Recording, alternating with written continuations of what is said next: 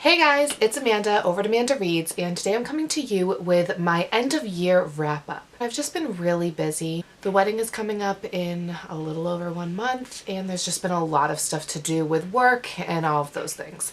So I haven't really had time to film, but today is a snow day, and we actually have another snow day tomorrow, so that is usually when I find that I have a lot of time to film. Now, I haven't posted a wrap up since the end of June, so this is actually going to cover the 23 books that I read from July until the end of the year. Since there are 23 books in this wrap-up, I'm not really going to go into detail on my thoughts on them or of synopses of them. If you want, you can go check out my Goodreads. It's linked in the description down below, and you can see my thoughts on them and also read the book synopsis for each one. First book I finished in the month of July was The Bear by Cameron Clare, and I gave it 2.5 out of 5 stars. The next book I finished was The Twins at St. Clair's by Enid Blyton, which I gave 5 out of 5 stars. Next I read A Court of Mist and Fury by Sarah J. Maas, which I gave 5 out of 5 stars. Then I read Queens of Geek by Jen Wilde, which I gave 4 out of 5 stars. Next I read Heaven and Earth by Nora Roberts, which I gave 3.5 out of 5 stars. Then I read A Court of Wings and Ruin by Sarah J. Maas, which I gave 5 out of 5 stars. Next I read Bad Romance by Heather Demetrios, which I gave 4 out of 5 stars. Then I read The Slippery Slope by Lemony Snicket, which I gave 5 out of 5 stars. Then I read The Grim Grotto by Lemony Snicket, which I gave 3 out of 5 stars. Then I was sent for an honest review Holiday in the Hamptons by Sarah Morgan, which I ended up giving 3.5 out of 5 stars. Then I was also sent Seize Today by Pintip Dunn in exchange for an honest review, and I gave it 5 out of 5 stars. Then I picked up Everything Breaks by Vicky Grove, which I gave 2 out of 5 stars. Then I reread Harry Potter and the Sorcerer's Stone, the illustrated edition, which I gave 5 out of 5 stars.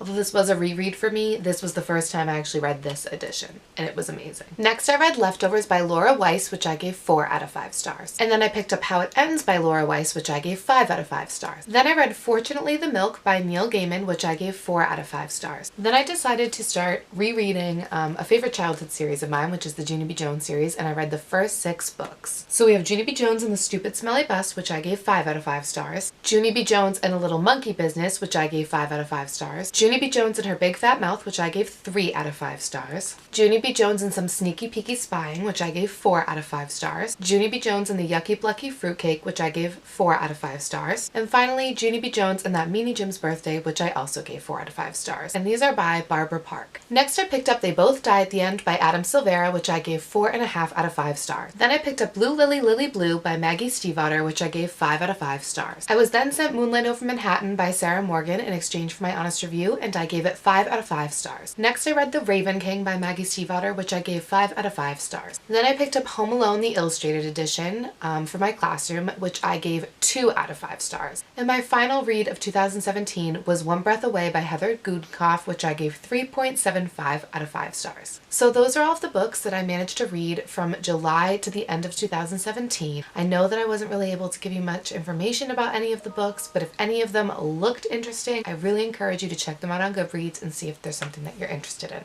Thank you all for watching, and I will see you soon with a new video. Bye!